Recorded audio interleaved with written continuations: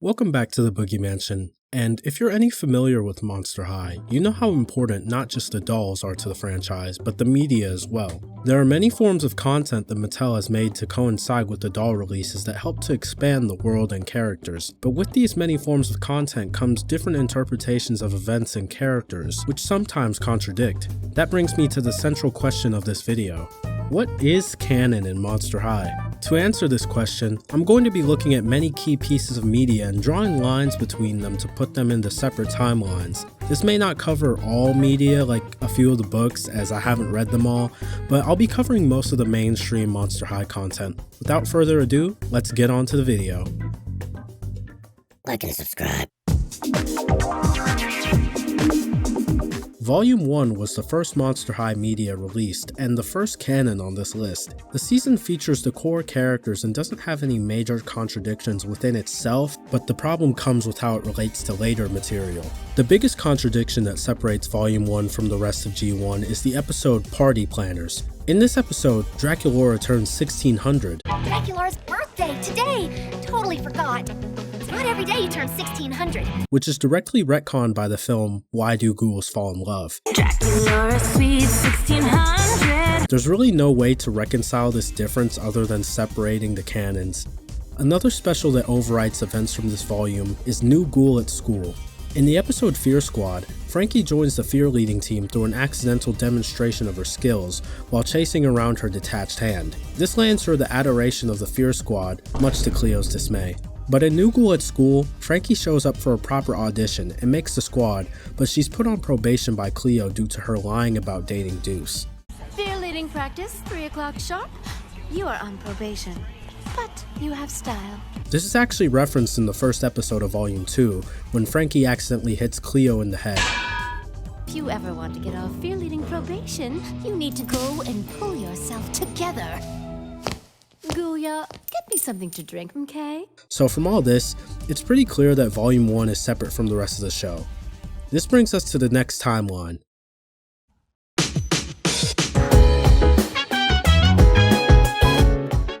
This timeline, or as I call it the main G1 canon, is made up of all 13 specials and Volume 2 onwards of the web series.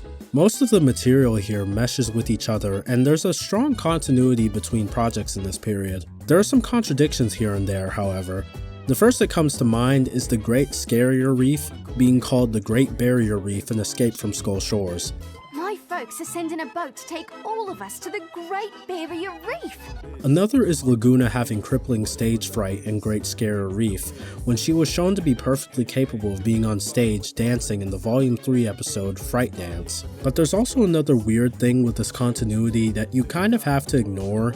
In the beginning, G1 mostly depicts a world where monsters are a minority in a human majority world.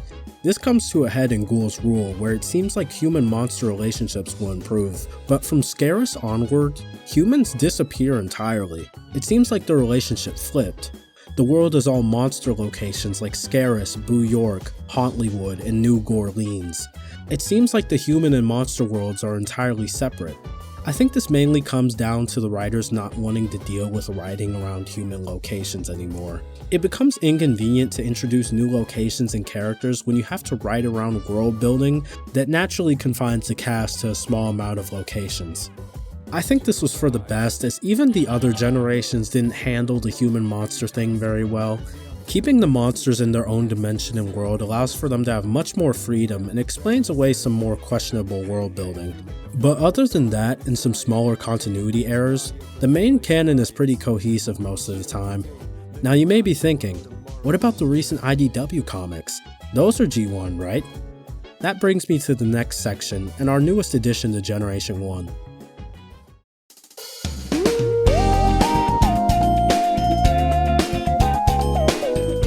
Monster High media in the modern day consists of the Once Bitten Twice Dead book, the IDW comics, and the G3 cartoon, which is over at the time of recording this video. Unlike G3, however, marketers present these books as part of G1 and as a return to the original Monster High, but there are some things that prevent it from being the case.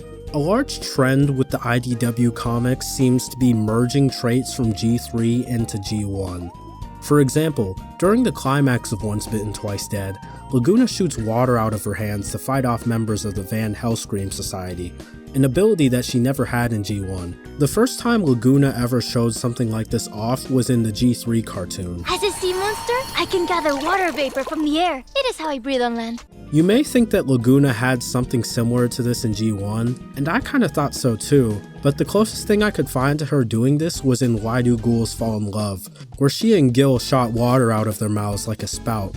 Another trait brought over from G3 to G1 is Deuce's snakes having the ability to talk. If you aren't familiar with the G3 cartoon, Deuce's snakes embody each of the 7 deadly sins and are all capable of speech.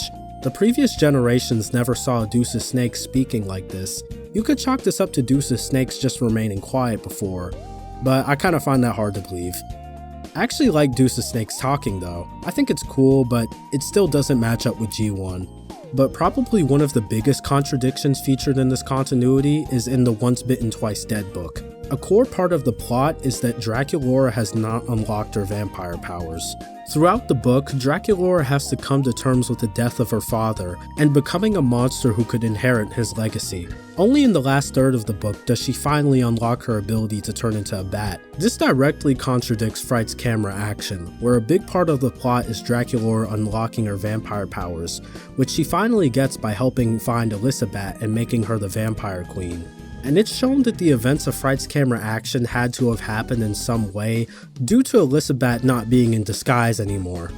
The only way you could argue this not being a contradiction is if Draculaura didn't have a grip on her abilities after that initial awakening in Fright's camera action. But the book makes it seem as if she hasn't unlocked them at all before, so it probably doesn't fit. And the last major thing that separated this continuity from the main G1 canon in my mind is Van Helscream. In Fright On, Van Helscream was a human monster hunter who tried to drive apart werewolves and vampires. His plan failed though, and he ended up getting turned into stone alongside his lackey Crabgrass. But in Once Bitten Twice Dead's last third, Van Helscream reveals himself as the main antagonist, having kidnapped Frankie and been behind the attack on the school. Now, there are 3 main ways in my mind that you can explain this away. A. Van Helscream got freed from the stone off screen. I could see this being the case, but I don't believe that Bloodgood would let such a big threat to her students walk away scot-free. B. Fright On never happened in this universe. This is the first time the students have met Van Helscream. This could work as an explanation, as the ghouls don't seem to be familiar with Van Helscream, but there's one problem with this. Gory. Gory Fang Tell appears in this novel, a character who only comes into the story through the events of Fright On. This leads to C. Fright On happened, but it happened differently. I can't believe this to be the case once again because none of the monsters seem to be familiar with Van Helscream. This combined with other contradictions to the main continuity of G1 leads me to believe that the IDW and Once Bitten Twice Dead universe are separate from the main G1 canon. Hey, editing me here. I just want to clarify that by pointing out these inconsistencies between the main canon and these other projects, I'm not saying that the other projects are bad. I'm just pointing out that the events and certain things don't line up. So I hope it doesn't sound like I'm discrediting these works because they don't line up with the main canon of G1.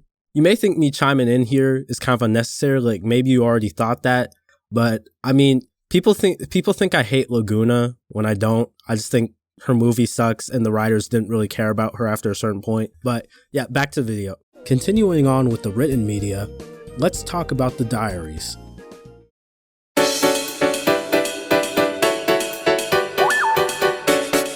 The Diaries are super cool addition to the Monster High lore. They give us a lot of insight and add personality not just to the main ghouls, but other characters that we otherwise wouldn't see developed in the movies or show. We get to see Frankie's first day alive, learn that Cupid was responsible for making Claude and Cleo date, to frankly disastrous results. Spectra and Claude's beef. The characterization of Spectra in particular is vastly different compared to the show or movies. She's almost a mean girl on the levels of Toralei and Nephra. But to get back on track, the Diaries are most definitely in their own continuity because a number of contradictions with the main timeline, mostly to do with Frankie. For starters, the diary entry for June 26 details Frankie's first day alive. Jumping forward to her July entries, Frankie states how she's excited about school, but a bit worried at the same time. It isn't until September 6th that Frankie receives an invitation to Monster High and starts her attendance at the school.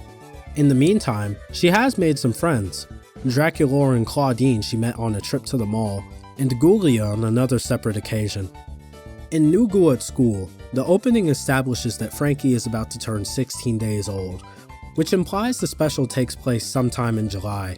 She doesn't know anyone at Monster High yet and befriends Draculaura, Claudine, Laguna, and Ghoulia throughout the course of the film. She meets Draculaura and Ghoulia in Trigular Calcometry, Claudine in the bathroom, and Laguna by the pool after failing at fear leading practice. Now, just from those events, there are many things here that cannot be true at the same time. Being born on June 26th, Frankie can't be 16 days old at the start of the semester, but not have received a letter of invitation to Monster High until September 6th, where she'd be 72 days old.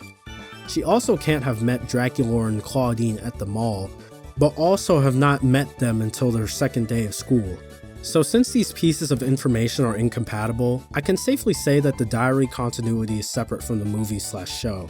There are many instances like this throughout the diaries, but if I went through them all, we'd be here all day. This isn't to say that all the diaries aren't canon to the show continuity, however.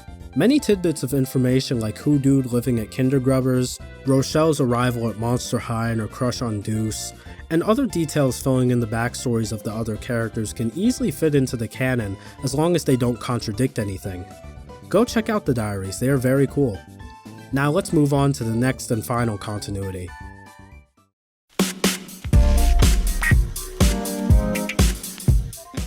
The Monster High books by Lizzie Harrison are probably the easiest to prove separate from the main continuity.